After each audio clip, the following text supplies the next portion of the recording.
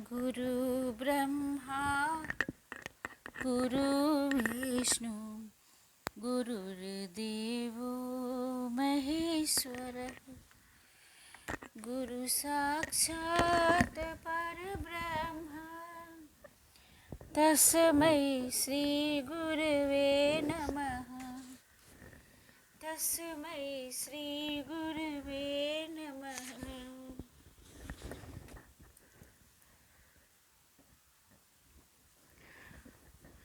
अष्टावक्र आप मेरे चैनल में आप सभी लोगों का स्वागत है, अभिनंदन है। मेरा आशीर्वाद, प्यार, दुलार है। उम्मीद है आप सभी लोग स्वस्थ होंगे, आनंद से रह रहे होंगे। इतना तो अब तक आप लोगों ने जान ही दिया कि मैं बोध को प्राप्त हुआ, ज्ञान को प्राप्त हुआ और निरंजन हूँ, हमेशा आनंद में रहने वाला। अपने चित्त को इधर उधर न लगा करके अपने को अपनी शांति की खोज करनी है। और ये नहीं कि हम अपने कर्मों से भी में खो जाएं। कर्म को करते हुए अपने को शांति से आगे बढ़ना है, सकारात्मक रखते हुए, पॉजिटिव रहते हुए। भाव विकारश्च स्वभावादिति निश्चयी निर्विकारो गतक्लेशः सुखे नैवोपशाम्यति।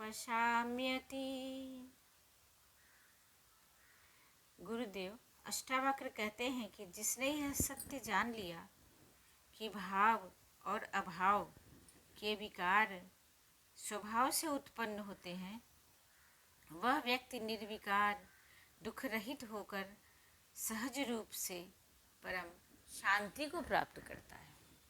विवेचना, मानव चित्त ही उसकी सभी भौतिक समस्याओं का कारण है और प्रायः निदान भी करता है, परंतु उसके निदान में भी कोई न कोई कुटिल इच्छा छुपी होती है। इसी कारण सत्पुरुष ज्ञानी चित्त को वश में रखने की राय देते हैं। चित्त में उठने वाले भाव से व्यक्ति के स्वभाव का पता चल जाता है। व्यक्ति के स्वभाव का पता चल जाता है। स्वभाव को छुपाना बहुत कठिन है। यह आचरण और मुख मुद्रा से भी जाना जा सकता है। जैसा जिसका स्वभाव होता है वो उसके चेहरे पर आ जाता है, इसलिए मुख मुद्रा से सब कुछ जाना जा सकता है। जो भाव अभाव वाला व्यक्ति होगा उसमें अशांति और उद्विग्नता के लक्षण रहते हैं। उसे आत्मा के विषय में सोचने का भी समय नहीं मिलता। उसे तो केवल दृश्यमान ही परम सत्य लगता है। भौतिकता से उसकी प्रीति घनिष्ठ होती है। जब अज्ञानी मनुष्य को कुछ प्राप्त होता है तो उसके नेत्रों की ज्योति बढ़ जाती है, और जब उसे कोई हानि होती है तो उसके मुख पर विषाद आ जाता है, छा जाता है। स्वभावतः यह भाव अभाव की प्रीति है, प्रेम है। अष्टावक्र कहते हैं कि हे राजन, जो अपने स्वभाव को उत्पन्न भाव अभाव को जानकर चित्त को वश में कर लेता है, वह निर्विकार, कष्ट रहित और परम शांत हो जाता है। ईश्वरः सर्वनिर्माता नेहान्य इति निश्चयै अंतर्गलित सर्वांशः शांत क्वापि न सज्जते।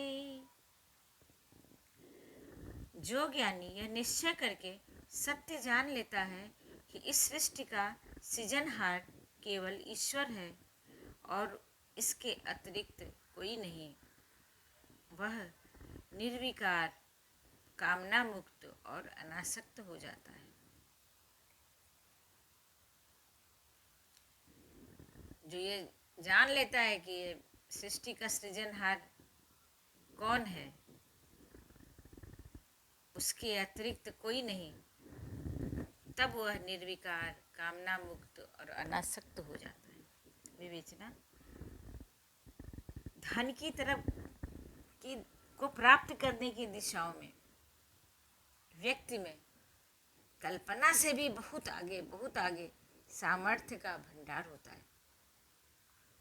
वो समझता है कि धन से सुख है, जिससे वह स्वयं को बहुत कुशल और निपुण समझता है। उसे भ्रम रहता है कि उसके पास धन है, जिससे वह सभी काम स्वयं कर सकता है और किसी की सहायता को उसे आवश्यकता ही नहीं है। और वो जानता है किसी की सहायता की उसको आवश्यकता ही नहीं है। ऐसे व्यक्ति की आम धारणा होती है कि धनवंता के पास गुणवंता स्वयं चल कर आते हैं। इसी तरह यही चीजें, यही लाइन उसको अभिमान में ले जाती है। उसको अभिमान आ जाता है कि जिसके पास धन है उसके पास गुणित चल के जाते हैं। समर्थ के नहीं दोष गोसाई, तुलसीदास जी ने भी लिखा है, जो समर्थ है उसके दोष नहीं है। समर्थ किससे? रुपए पैसे से। लेकिन तुलसीदास भी बहुत ऊंची हुई चीज थे, और जब उनमें अभिमान आ जाता है तो वह लोगों का निरादर करने लगता है, निर्धनों को हे दृष्टि से देखता है, स्वयं को सर्वशक्तिमान समझने की उसकी कृत्रिम अवस्था उसे भ्रमित रखती है, और वह सर्वश्रेष्ठ है, वह संसार में सर्वश्रेष्ठ है। अंत में उसके वही विकार उसे अधोगति में ले जाते हैं।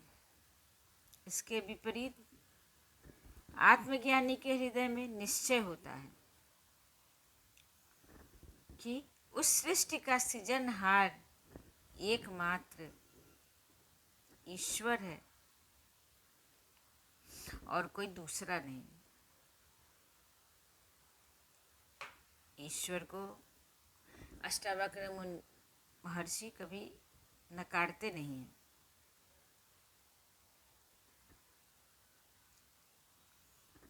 इससे वह निर्विकार, निरंजन, निष्प्रिय रहकर परम शांत रहता है।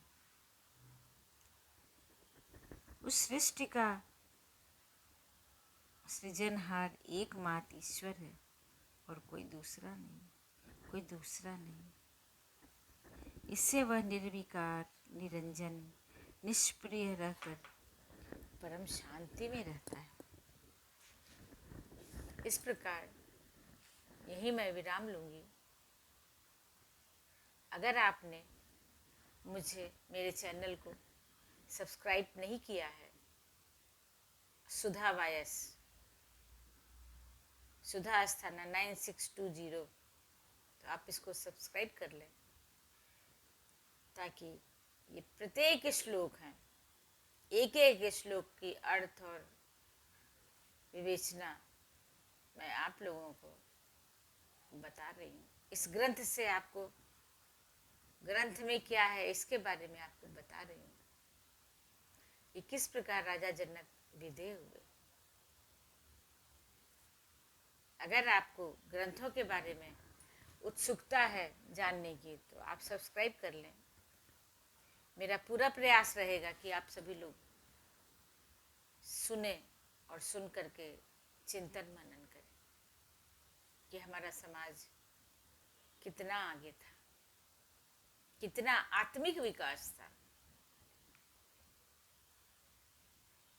शारीरिक विकास तो था, वो था, ये तो युद्ध कौशलता को दिखाते हैं, लेकिन मानसिक विकास, आत्मा कितनी पहुंची हुई थी, कितनी जागृत थी, ये हम आपको धीरे धीरे ग्रंथों के बारे में बताते रहेंगे। मेरी कोशिश यही रहेगी। मैं विराम लेती हूँ। नमस्कार, प्रणाम, आशीर्वाद और दुलार।